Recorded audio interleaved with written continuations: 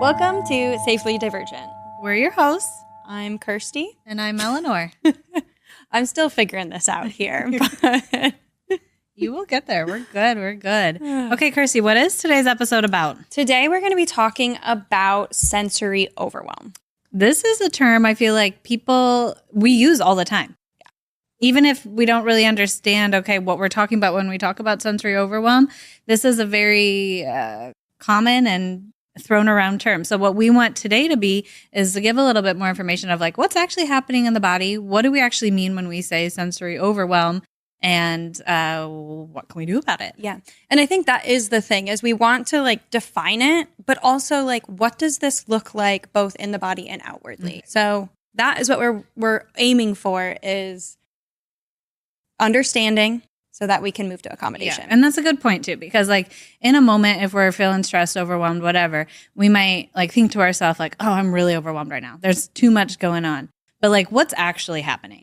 Yeah. Right. The actual physiological and what's happening in our body, we don't usually take the time to think about. So yeah, let's do it. Let's dive in. And I think we should start first with just a very basic definition of what sensory overwhelm is. So sensory overwhelm is when the brain receives more sensory input than it can process or handle at once. And with that increased information that's coming in, it leads to these feelings of stress, anxiety, or disorientation. We experience this quite a bit, to be honest, and it's taken a lot of time over the years to figure out the pieces of it so we can start to make it easier for ourselves. Well, and it's funny because here we are doing a podcast about it, and we still find ourselves in these situations all the time. Yeah. I'm happy to talk about a situation that I experience at least once a week when I go into classrooms. For those of you who have not stepped foot in a classroom, they're chaotic. Mm-hmm. There's so much going on. I mean, hats off to teachers and people in the education. I was just going to say that. Thank you so much for what you do. And we're contracted employees. We go into the schools for short periods of time. I'll go into a classroom for an hour or maybe a couple hours at a time, and then I go to a different classroom and I kind of bop around. But at the end of that hour, I need to go take a nap. You go into these, and I tend to be in elementary classrooms, right? And those are extra chaotic. So first of all, kids are just loud in general, and then you put however many of them in there at once, and then you have the adults, and then you have, of course, screens are huge now, so you have YouTube playing over here, some education video playing over here, all these different noises. Kids, there's weird smells. Yeah. There's middle school classrooms are a whole other element. They're always just visually chaotic too, just a lot of things, a lot of supplies, a lot of posters and all this stuff. But coming into those environments, you see as an outsider how overwhelming they are. And I'm not joking when I say I leave that after an hour or 2 hours and I drive in silence. Yeah, right. No music. And like you said, that's just a couple hours. And then I got to kind of clock out and go do something else, do my work from home job and decompress. And I just don't know how they do it. We've kind of talked about this too, we're highlighting how much it is for a teacher, which is absolutely a big piece of it, but also as a student. I could not imagine going back and being a student for 6 to 8 hours a day like I once did. It's on both ends. It just feels. It's so funny to think about. We'd wake up, do maybe I would have early morning band before school. Then you go to school all day. You have lunch at 10:30 in the morning because it's that's the way the bell system works. Yeah. And then finish school, and then you go to sports after sports practice, and then you go home. Maybe have a quick dinner, and then do your homework, and then you just start it over again. Mm-hmm. The endurance that takes, the mental capacity and the social battery. I mean, wow. Talk about sensory overwhelm. Yeah. That's a lot. That is a lot. And I think mine ties right in with that as well.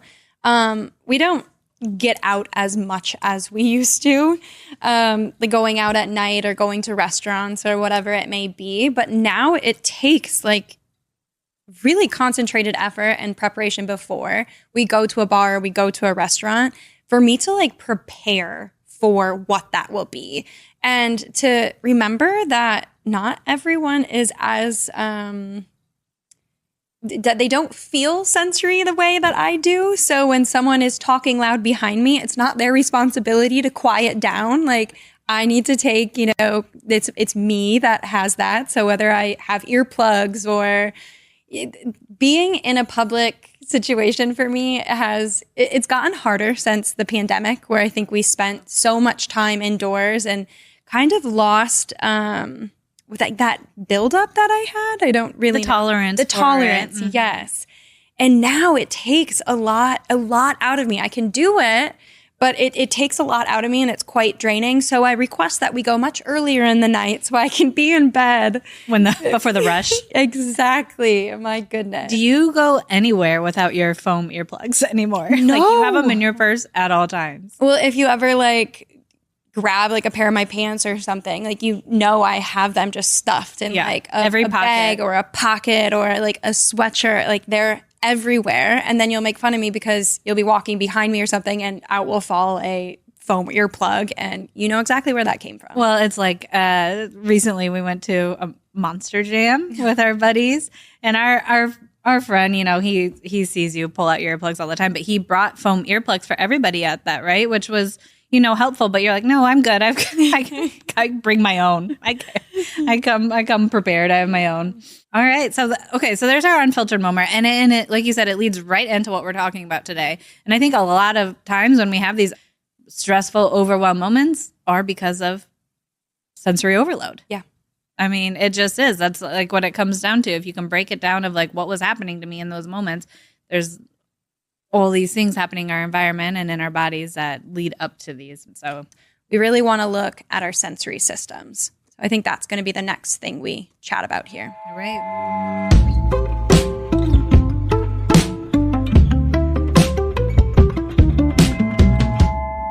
And so we actually have 8 sensory systems. So we think of the ones, we learned in school. We have sight, hearing, smell, taste, touch. Yeah. Okay. Those are the 5 main ones, right? Yep. So hearing, this is something I obviously... Yes, Miss Earplugs, Miss Foam Earplugs. Yes. This is the big one for you. Yeah. I would prefer to go about my day always having headphones on. I think that would... most of the days I do. I wear my headphones around or my earplugs in. That's something that's really helpful for me and something that, helps me accommodate my hypersensitivity to sounds. And it doesn't have to just be loud noises, but also certain pitches and certain maybe a fire truck sound is more overwhelming to somebody than it is to me, for example. Right. Yeah. Okay. Touch. So this could be clothes, the way they feel on your skin. It's funny because whenever I read, I'm thinking about this, you're hypersensitive to all these things. If you have anything that causes any kind of tension on your neck and shoulders, it instantly gives you a headache. Or if you have your hair in a ponytail, it gives you a headache. You're very sensitive to those touch feelings. Yeah. Right. Yeah, absolutely. And then it go if my hair gets tugged or someone brushes against me that. If you're already kind of on edge. Yeah, that can really take a lot of energy out of me. We also say a lot of times in classrooms, you'll see a student who is in line and a kid brushes against him, and then all of a sudden you see the big shove that comes after. That was me. And it's a lot of times if you don't have an understanding that student is more susceptible to sensory overwhelm, then you're that kid's rude. Yeah, that was they not didn't necessary. Need to do, that was not necessary. But it's to them, that can actually feel like a pinch or a push or a shove because of that hypersensitivity to those different stimuli coming in. Right. What else do we got? Sight, vision. Mm-hmm. We've already talked about your Walmart experiences. Oh, yeah, fluorescent lighting. Yeah. Certain, I'm a soft light girl, right? I would prefer to just have lamps. And we usually do. We usually have the lights really dimmed or have lamps going. And I much prefer that. I'm a soft light girl. Yeah, I hear a lot of, in the neurodivergent content world, it's the big light can't be on. Because the overhead big light? No. Which you always talk about. It's you can't turn the big light on. No. Smell. You have the most sensitive nose of any human I've ever met. So again, you're hypersensitive definitely in here. Yeah. Hypersensitivity in the 5 like external senses is like I'm across the board pretty clear with those ones. But then when we do move into the other 3 senses, this is where so much learning has come for both of us, but also I think a lot more like is to come. There's so much to be said about these 3. So the 3 are interoception, proprioception, and then the vestibular system. So just the basic definition of interoception is the body's ability to sense the internal signals like feeling hungry, thirsty, or noticing your heartbeat, which helps you understand and respond to your physical and emotional needs. And we can use you for an example for this because we were talking about how you're hypersensitive to all the outside senses coming in. This is one where you are very hyposensitive to this. Like you don't recognize that you're hungry until you're past the point of hungry and you're hangry. Yes. And you're wondering why you're snipping at people and have a short temper. And then you're like, oh, I haven't, it's time for lunch. But your body wasn't sending you those cues until it got past that point. Yeah. So I will say for myself, all of these, the 3, I'm hyper for the 5 external and I'm hypo for the 3 internal. Yeah. And those are just your personal experiences. Yeah. Like I said, I'm kind of split back and forth. Yeah. And, you might feel all one way, feel all the other way, or split. I mean, there's not a right or wrong. It's just how we take in this information. Yeah. This input. And we've been on this process trying to kind of navigate and identify what we are in these areas so that we can accommodate ourselves. So even just, again, you start with understanding these different senses so then you can start accommodating. The next one is proprioception. So the sense of body awareness, telling you when your body parts are in space without looking, helping with movement and coordination. Yeah, right. Feeling where your body is in space is something that if this comes naturally to you, we tend to take for granted, right? You don't realize that how much difficulty that can cause somebody that isn't as automatic. Yeah, absolutely. Well, too, it's like a lot of times in like the autism classrooms that we work in, pressure is huge, right? And it is that like tactile feedback. And I've heard autistic individuals explain it as like feeling where your body is in space. Like it gives you like that physical feedback. So like a lot of squeezes or maybe like a weighted blanket or things like that give that proprioceptive feedback. Yeah. All right. What's the last one? The vestibular system. So our balance and spatial orientation and coordination. Mm-hmm. Something I noticed with this is car sickness. Oh, sure. Yep. Pretty easily get vertigo or car sickness when my feet aren't on the ground or I don't have control over the wheel. If I'm riding in a car, game over. Yeah. So just to kind of review quickly, the hypersensitivity means you have a heightened or exaggerated response to sensory stimuli, where hyposensitivity, there's a reduced or underactive response to sensory input. So it's not that we want to just shut off these. If I'm hypersensitive to sound, I don't just want to turn off sound. I don't have the ability to just turn off sound. We have to find the balance that is right. What is going to be good for my system or not, which is a trial and error process. Yeah, by gaining awareness and then figuring out accommodations that work for you. Like we've talked about the earplugs a lot and we'll probably talk about them more, but like that's one that's been a big game changer for you because you are so sensitive to noises. Putting your little foam guys in helps you, makes a big difference for you. Yeah. So finding the accommodation that works for you to address these. Like you said, it's not something that can be eliminated. It's not something that we can like train our bodies not to react to this input, but we can definitely help support. Yeah. Something I tend to notice is that many people don't really recognize that they are having sensory overwhelm. But I think a key sign of sensory overwhelm is when our executive functioning skills start to fall off. We really focus in and try to reduce these for ourselves, then we get access to our executive functioning skills, like organizing our thoughts, time management, being able to really like follow a conversation, actively listen, respond to a conversation. These things for me, when I'm experiencing sensory overwhelm, first out the door. Like Word finding. Word finding is just very difficult for me. And typically now, because I have this information, I'll be able to step back and say, okay, what's going on?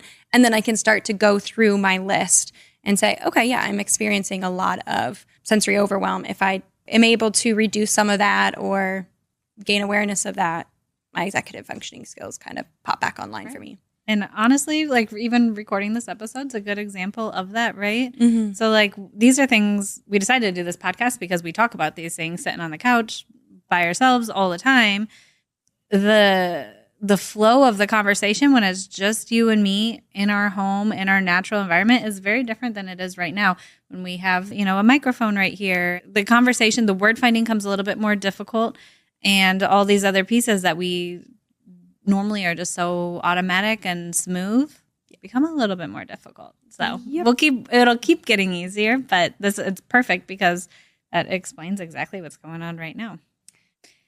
Oh, well, shall I do a very swift transition into the scattered? Yeah, let's do it. Where I talk about something not at all related to what we just were discussing, but something that I did a deep dive in, and I always keep these private from you so you don't have any spoilers. This is just so important. This is just going to change your life.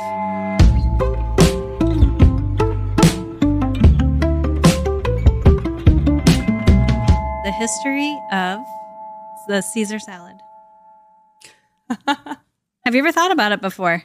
No. Well, it popped up for me because they actually just had the 100-year anniversary of the creation of the Caesar salad. Okay. It was created on the July 4th of 1924. All right, by a man named Caesar Cardini. Okay. Right, hence the name. So he's an Italian immigrant. He was living in San Diego, and then he opened up a restaurant in Tijuana. And he kind of created it just on the fly because the kitchen was overwhelmed, understaffed.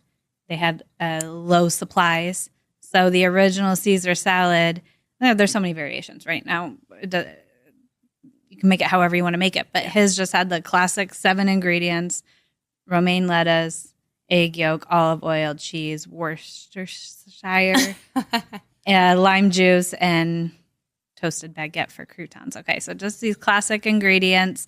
There's like all these different variations now, like anchovies. People always think that was like in the original recipe, but he was like, absolutely not. The sauce has enough flavor. He was like appalled that people would try to do that. But then his brother created a new recipe with anchovies in it and tried to claim himself to be the creator of the Caesar salad. Betrayal. I know. So people add their own twist, but the original one by Mr. Caesar Cardini was just a classic 7. I like the 7 OG. ingredients. Yep. And it was originally prepared back in 1924 tableside, which is pretty common now at a restaurant. If they're doing like a real Caesar salad, they'll come to the table and make it for you. That's how it was originally done at his restaurant.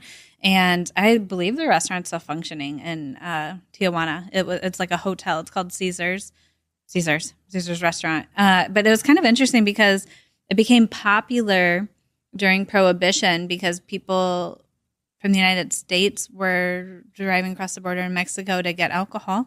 Okay. During Prohibition, and they would have this there. So they were crossing the border to Tijuana frequently, having this Caesar salad, and then became really, really popular in the United States. So something so simple. I know. There was this, I saw this quote. It said the Caesar salad was once voted by like this like society as the greatest recipe to originate from the Americas. It's so cheesy, but I love it.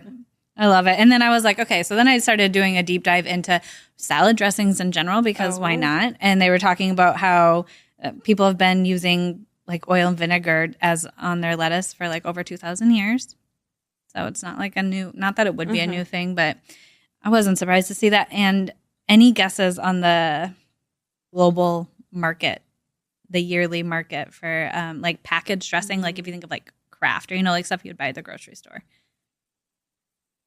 Over $75 billion. Wow. Okay, so that's a lot of money people are spending. And that's not even like when restaurants and people make their own. That's just like the packaged stuff. I thought that was pretty ridiculous. And I do love me some ranch. I was so just going to ask you, what do you think the most popular I have to go with salad ranch. dressing in the United States is? Yeah, 40% of people say it's ranch. Well, And because you don't Italians just in use there, it- Caesar's yeah. in there. You don't just use ranch on your salad; it's for everything else. So you probably never thought about it before. You probably never cared, but that was my deep dive. That's my scattered segment. And let's just wrap it up there. I think that sounds wonderful. Okay. That's a wrap on today's episode. If you loved the episode, please take a moment to rate and review us on Apple Podcasts or follow and subscribe on Spotify. For a deeper dive into this week's topic, follow us on social media at Safely Divergent and check out our blog at safelydivergent.com. Our cover art is by Honor Heindel and our music by Obey Gray. As a reminder, we're just two people with microphones, a lot of thoughts, and some highly questionable hyperfixations. We're not your therapists, doctors, or life coaches, so please do not base major life decisions on our couch chats. Until next time, we hope your nervous system stays safe and social, and your to-do list magically does itself.